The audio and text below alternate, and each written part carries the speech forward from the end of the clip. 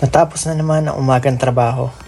Nag-lunch out ako ngayon galing sa school. Ito ang ilalunch natin ngayon kasama ng, syempre kailangan may dessert. Ito ay sweet potato bread.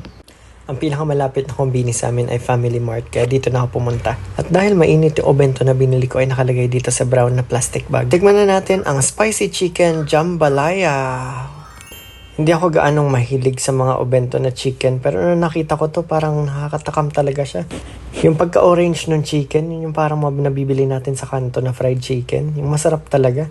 Pero habang tinitingnan ko tong jambalaya na to, ang dami pala niyang mga spices. Kaya mukhang medyo maanghang to. Tingnan nyo naman yung meat, talaga napaka-tender niya at napaka-juicy. Kumpleto to kasi may sausawan na. Tingnan nyo meron siyang parang salsa.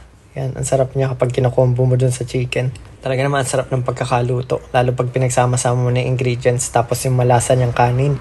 Sobrang savory niya talaga. Lalo kapag pagod na pagod ka sa trabaho tapos babanatan mo to ng lunchtime. Ay, napakasarap. Tara, tikman na natin. Itadakimasu! Lasang-lasa ko talaga dito yung mga spices niya. Medyo matamis din siya, siguro dahil dun sa salsa. Pero mas lamang yung lasa niya talaga ng chicken at yung konting anghang. Sigurado akong magugustuhan niyo to kasi karamihan sa mga Pinoy mahilig talaga sa mga anghang na pagkain. Nagbaon na lang ako ng tubig para makatipid-tipid. Syempre para makaiwas na rin sa pagbili ng mga sugary drinks, tubig na lang.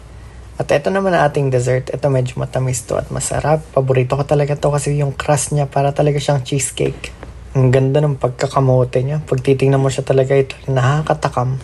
Limited edition lang to, kaya kung matcha-check nyo pa to sa kumbini at meron pa, swerte, bilhin nyo na. Hindi natin alam, baka next summer pa to babalik. Pero siguradong babalik to kasi napakasarap niya. Hindi siya lasang tinapay, mas lasa siyang cake. Nung napunta ako dito sa Japan, dito lang talaga ako nahilig sa kamote. Ang sarap ng kamote nila, ang bango at ang tamis. Napakasarap na itong pang merienda, tapos bayan mo lang ng kahit mainit na kape or tsaa. Ang sarap ng combo. Usually, ang mga trabaho dito sa Japan, ang lunch break ay nasa mga 40 to 45 minutes lang. Hindi siya maabot ng 1 oras. Kaya naman pagkatapos kumain, kailangan agad bumalik ng school at wala na halos time mag-relax.